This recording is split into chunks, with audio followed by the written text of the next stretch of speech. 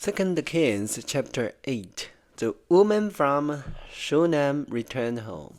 Elisha had told the woman whose son he had brought back to life, "Take your family and move to some other place, for the Lord had called for a famine on Israel that will last for 7 years." So the woman did as the man of God instructed.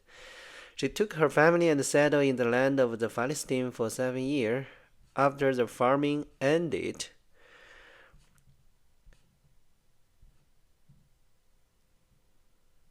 she returned from the land of the Philistines, and she went to see the king about getting back her house and land.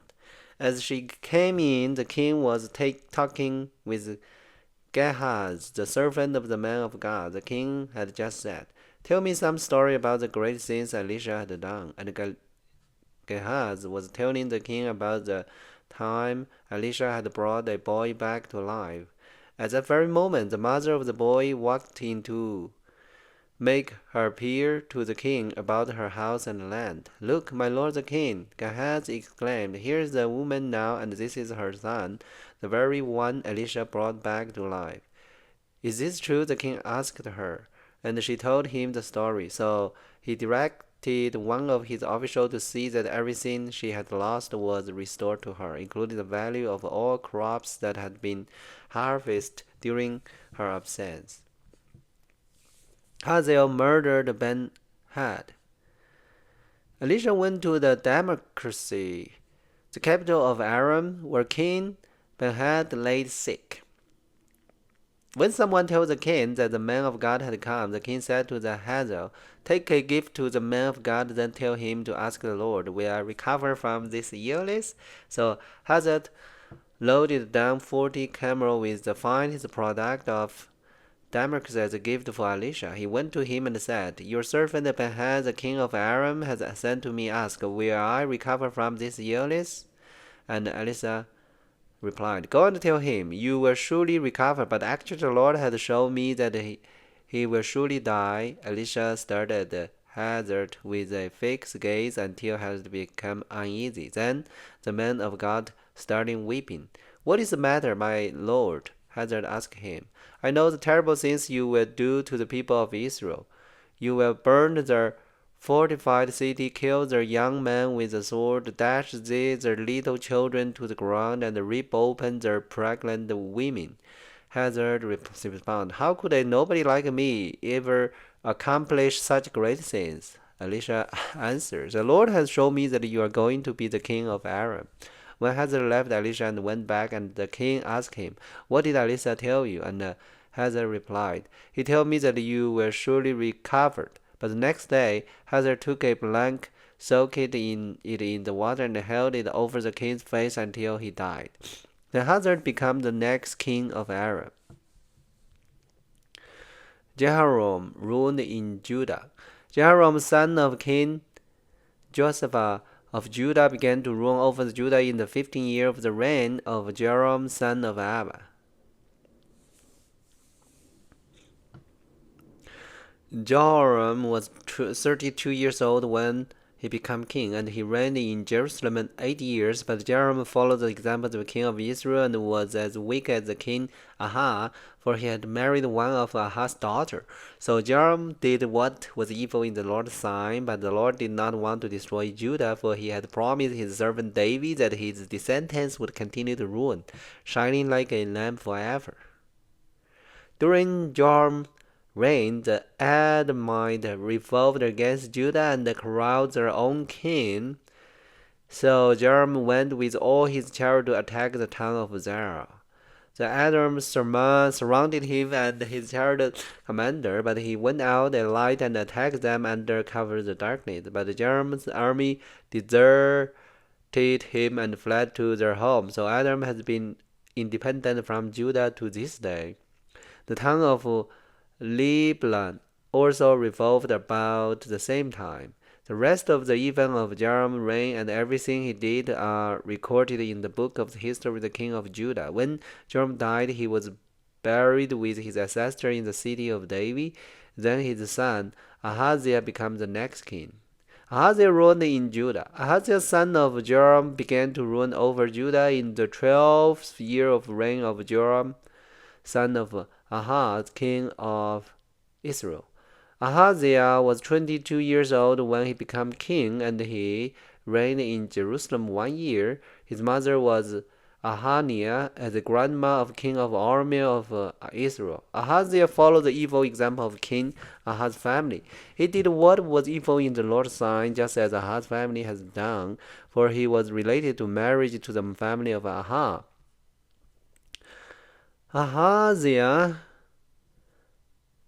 joined Joram son of Ahaz in the war against the king Hazael of Aram at the Ram's Gilead. When the Aramean wounded King Joram in the battle, he returned to Jezreel to recover from the wound he had received at Ramah. But because Joram was wounded, King Ahaziah of Judah went to Jerusalem to visit him. Jehu, anointed king of Israel. Meanwhile, Elisha the prophet had summoned a member of the group of prophets. Get ready to travel, he told him, and take this flax of olive oil with you. Go to Ramah's Gilead, and find Jehu son of the Jehoshaphat son of Nimshi.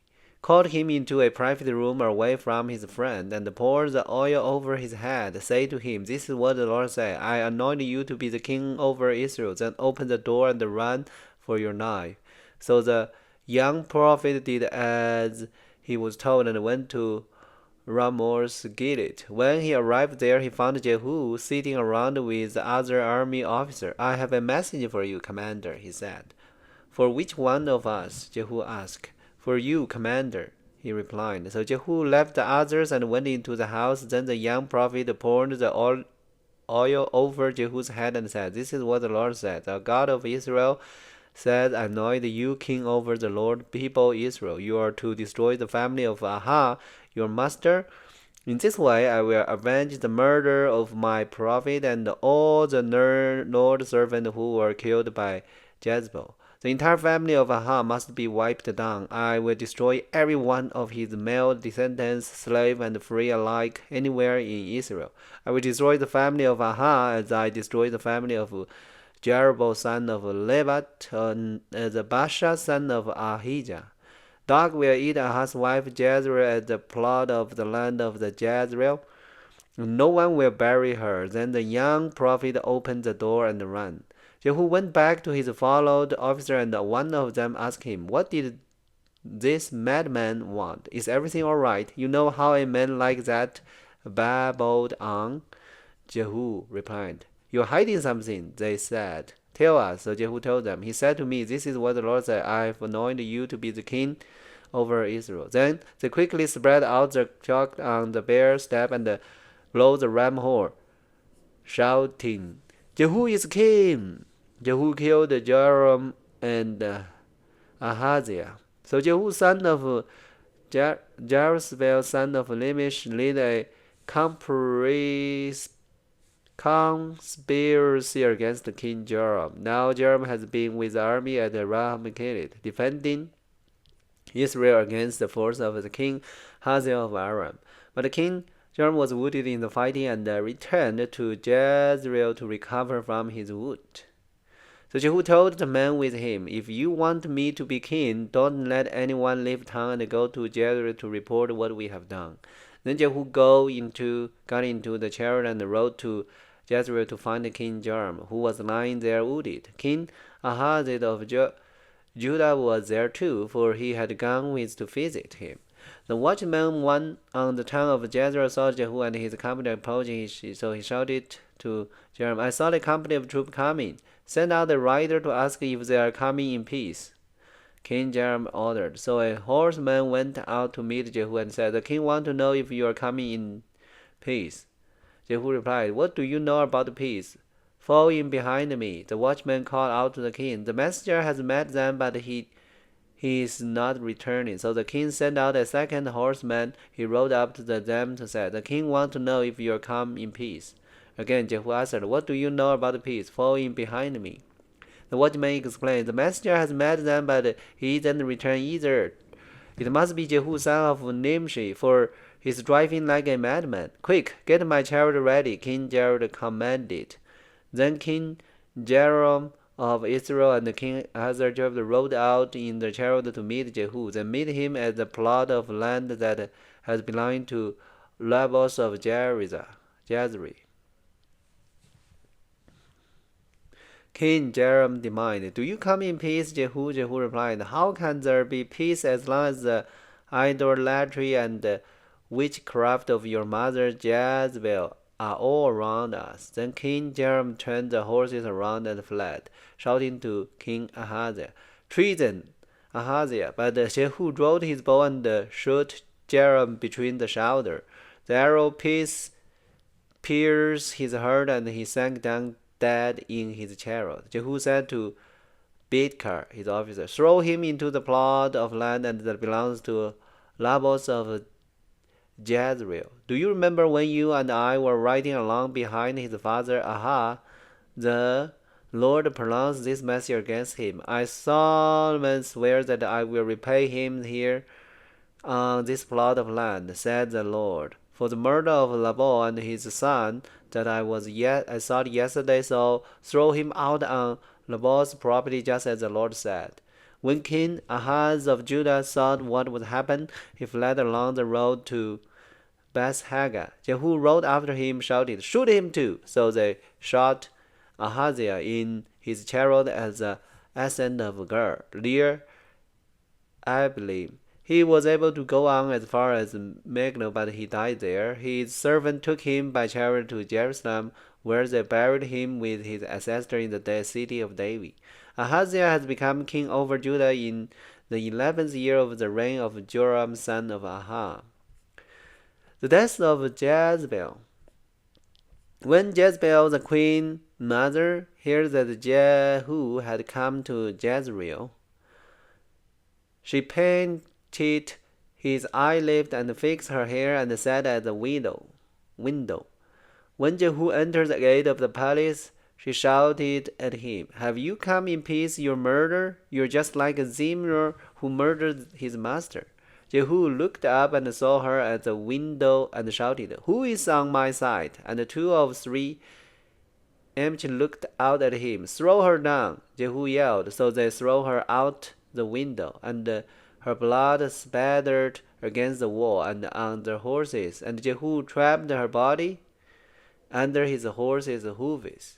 Then Jehu went into the palace and ate and drank. Afterward he said, "Someone go and bury this cursed woman, for she is the daughter of a king." But when they went out to bury her, they found only her scalp, her feet, and her hand. When they returned and told Jehu, he stated, "This fulfilled the message from the Lord, which he spoke through his servant Elijah from Tisbe. As the plot of land of Jezreel, dog will eat Jezebel's body.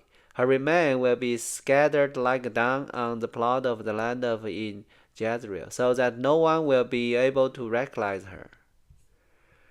Chapter 10. Jehu killed Ahaz's family. Ahaz had 70 sons living in the city of Samaria. So Jehu wrote letters and sent them to Samaria, to the elder and official of the city, and to the guardian of King Ahaz's son.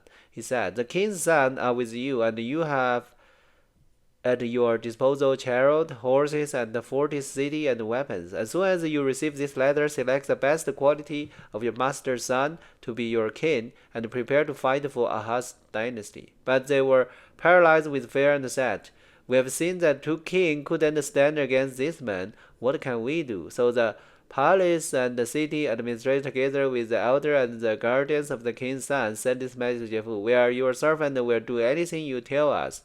We will not make anyone king.